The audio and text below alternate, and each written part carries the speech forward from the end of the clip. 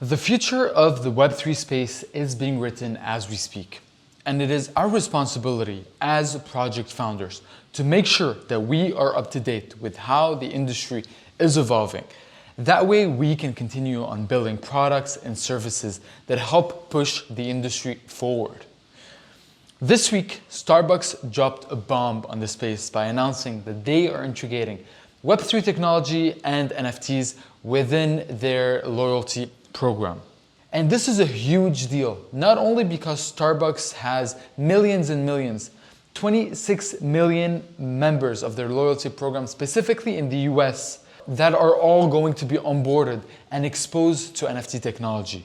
Not only that, what's more important is that Starbucks is writing the recipe for how should big brands, Fortune 500 companies, enter the NFT space and integrate Web3 technology within their existing product. This also is incredibly bullish signal from Starbucks because Starbucks has always been known to be an early adopter of technology. They were one of the first to integrate Wi-Fi within their coffee shops, and they were also one of the first to pull off a mass market mobile royalty program. And the fact that they are now betting on Web3 is a huge deal.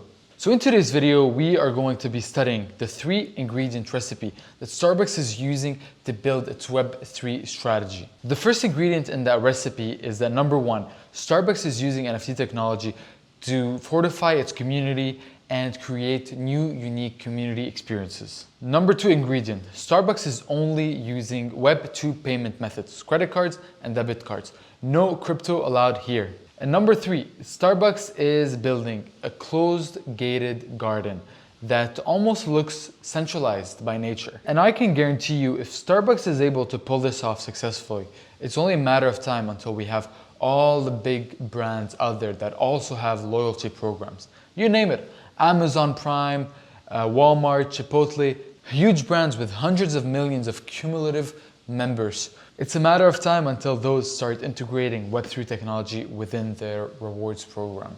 On September the 12th, Starbucks released an article called Starbucks Brewing a Revolutionary Web3 Experience for its Starbucks Rewards members. And the first thing we're gonna notice is how much emphasis Starbucks has placed on community building. So right here, leveraging Web3 technology will allow our members to access experiences and ownership that was not possible before. Then, if we continue reading, members can engage in Starbucks Odyssey Journeys, a series of activities such as playing interactive games or taking on fun challenges to deepen their knowledge of coffee and Starbucks.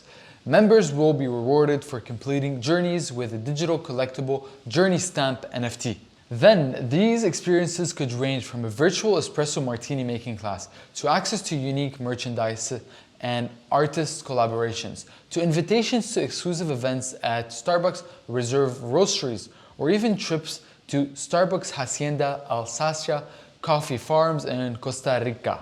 This honestly makes complete sense. As an avid Starbucks drinker myself, I have the loyalty rewards program, and it's great, I get to earn points on my coffee.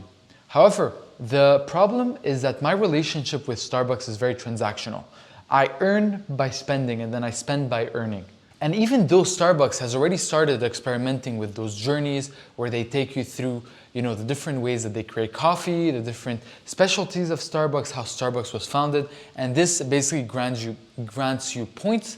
These are not as interactive and as widely used for the busy person. And I'm sure Starbucks has seen a discrepancy between people that are very highly engaged within their loyalty program and are always consuming the types of activities that they're putting out, and a lot of people like myself that are basically have very little interaction with the brand and are just using the loyalty program for transactional purposes. By having an NFT marketplace, this all of a sudden solves a problem because I myself would be very curious to be part of that martini class that Starbucks is organizing, or to go travel to Costa Rica and actually visit and learn how are they producing coffee. The only bottleneck that I have is that I do not have time to be engaged daily within the Starbucks ecosystem. So the beautiful thing about the marketplace is that it's going to allow people that do have that time to be engaged daily that go through the journeys, that are doing quizzes every day, those people are going to now be able to earn NFTs and be able to resell them on the marketplace for people like me to be able to purchase them and then redeem them for experiences that I personally would find interesting. So all the NFT marketplace does is it creates a circular economy. Let's continue reading. So stamps will be available for all members to purchase directly with a credit card. No crypto wallet or cryptocurrency will be required, making the Starbucks Odyssey experience a fun and easy way for members to access this new technology and claim an ownership stake in their loyalty to Starbucks. This is big because, again, Starbucks understands that the majority of people do not necessarily care to know, understand, and interact with NFTs. Most people are just too busy to care. What is an NFT? What chain is it on? Oh, it's on Polygon. What's the difference between Polygon and Ethereum and Solana?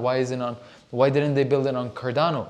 And this is something I've mentioned a couple of times on my Twitter, which is the moment people do not know that they are interacting with an NFT is the day we will reach mass adoption. And this is an important ingredient in the recipe, which is using Web 2 payment methods to allow people to interact with Web 3 products. The final point I want to cover is the following.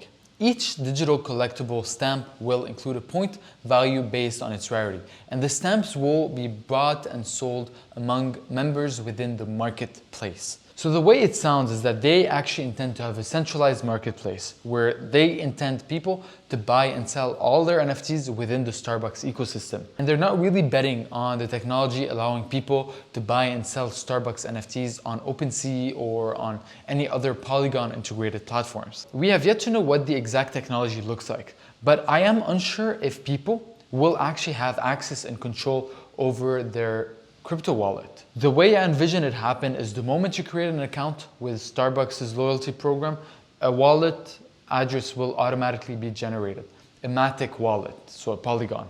And that specific wallet will be connected to your account. So will you have access to that wallet? Can you go take that wallet and interact and sign transactions on the blockchain? I'm not sure, and I would not expect so. Therefore, you are stuck within the gated garden that Starbucks is building. And this goes back to a couple problems within Web 2 that Web 3 is trying to solve, which is, if I lose my account, do I also lose my NFTs?